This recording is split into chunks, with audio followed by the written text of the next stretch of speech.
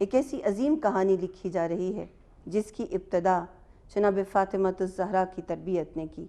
ایک ایسی تربیت جس میں چکیوں کی آواز آتی رہی، ایک ایسی تربیت جس کے پیچھے فرشتے آ کر ایک ماں کی تسبیح کو ہلاتے رہے، چکیاں چلاتے رہے، اور اس بیٹے کے آرام میں خلل نہ ہو اس کا جھولا بھی ہلاتے رہے، جس نے کربلا کی زمین پر توحید کو زندہ کرنا تھا۔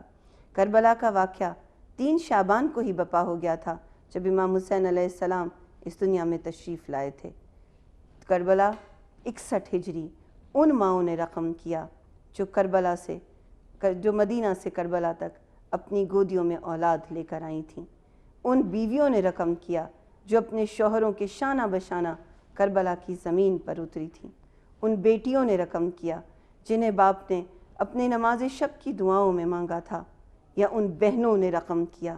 جو کبھی دھوپ میں سویا کرتی تھیں تو ان کے بھائی امام حسین علیہ السلام جیسے بھائی ان کی اوٹ بنا لیا کرتے تھے کہ کہیں دھوپ کی تمازت ان کی بہن کے چہروں کو جھلسا نہ دے۔ حضرت زینب وہ کردار ہیں جنہوں نے کربلا کو زندہ کیا۔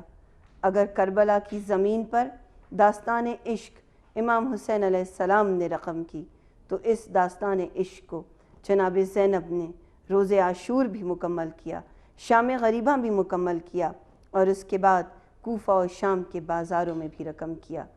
اس کوفہ و شام کے بازار میں جانے سے پہلے آئیے دیکھتے ہیں کہ جب شب عاشور طلوع ہوتی ہے اور میرے مولا امام حسین علیہ السلام ایک رات کی مہلت اپنی نماز محبت کے ادا کرنے کے لیے وصول کرتے ہیں تو اس کے بعد خیموں سے کیسی آوازیں آ رہی ہیں۔ امام ایک ایک خیمے کے باہر جاتے ہیں، وہ دیکھنا چاہتے ہیں کہ آج ان خیموں میں کیا ہو رہا ہے۔ کہیں سے رونے کی آوازیں نہیں آئیں، کہیں سے گریہ و زاری کی آوازیں نہیں آئیں۔ ہاں، اگر کوئی گڑ گڑا رہا تھا تو وہ پروردگار کے حضور کہ پروردگار کل صبح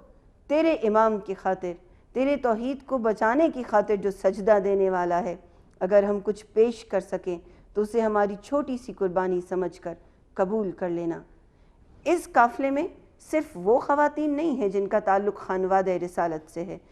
جو خانوادہ رسالت میں کسی بھی طرح شامل ہیں، ان میں وہ ہستیاں بھی شامل ہیں جن کا خانوادہ رسالت سے کوئی تعلق نہیں ہے، لیکن ان کے بھی ہاتھ اس رات دعا کے لیے اٹھتے ہیں تو صرف اس لیے اٹھتے ہیں کہ پروردگار کل آنے والی صبح نماز فجر سے لے کر نماز عصر تک ہم جتنی بھی قربانیاں دیں، چاہے وہ ہمارے شوہروں کی شکل میں ہوں، چاہے وہ ہمارے بیٹوں کی شکل میں ہوں، چاہے وہ ہمارے بھائیوں کی شکل میں ہوں، چاہے وہ ہمارے پدر کی شکل میں ہوں، ان کو ہماری طرف سے قربانی سمجھ کر اس کا اجر خیر ہمیں عطا کرتے رہنا۔ ایک ایک خیمہ اس بات کی گواہی دے رہا تھا کہ اس خیمے میں سوائے پروردگار کی محبت کے اور کچھ نہیں بستا۔ اگر کچھ تھا تو توکل تھا، عبادت تھا، اور پروردگار عالم پر یقین تھا کہ کل کی آنے والی صبح سے ہر کوئی واقف تھا۔ اسی لیے جب شب عاشور امام حسین علیہ السلام نے اپنے چراغ بجھائے اور کہا کہ جو مجھے چھوڑ کر جانا چاہتا ہے وہ چھوڑ کر جا سکتا ہے، لیکن جب چراغ جلایا گیا تو تربیت عورت نے گواہی دی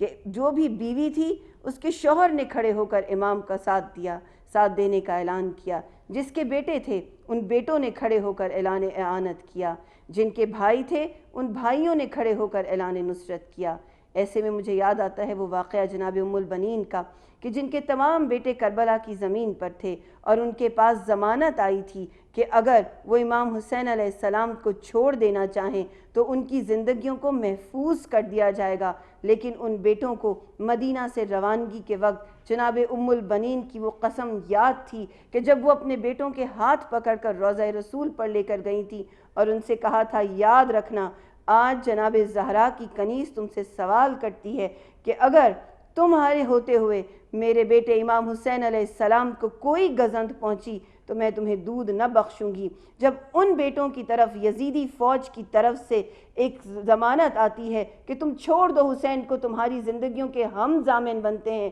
تو وہ بیٹے پکار کر کہتے ہیں ہمیں اس زندگی سے موت گوارا ہے کہ جس زندگی میں حسین کا عشق شامل نہ ہو۔ ہم نے اس خدا کے حضور جانا ہے جس نے ہماری زندگیوں کو امانت بنا کر اس نبی کے فرزند کے ساتھ روانہ کیا ہے۔ کربلا کی زمین اس رات ماؤں کے مسلوں، بیٹیوں کی عبادتوں، بیویوں کی محبتوں کے ساتھ ایسے سینچ گئی تھی کہ جب روز عاشور فجر کی نماز کے اذان حضرت علی اکبر کی آواز کے ساتھ گونجتی ہے تو کربلا کی زمین پر ایک ایک ماں اپنے بچے کے سر پر دستار شہادت بھی باندھ رہی تھی، اس کے جسم کو ڈھالے شہادت سے بھی سجا رہی تھی، کیونکہ وہ جانتی تھی اور اس کا ماننا تھا کہ آج جو سب سے پہلا شہید ہوگا وہی ہوگا جس کی ماں بھی سرخرو ہوگی، اس کی بہن بھی سرخرو ہوگی، اس کی بیوی بھی سرخرو ہوگی اور اس کی بہن بھی سرخرو ہوگی۔ ہر ایک کی کوشش تھی کہ وہ سب سے پہلے اپنے محبت کرنے والے کو،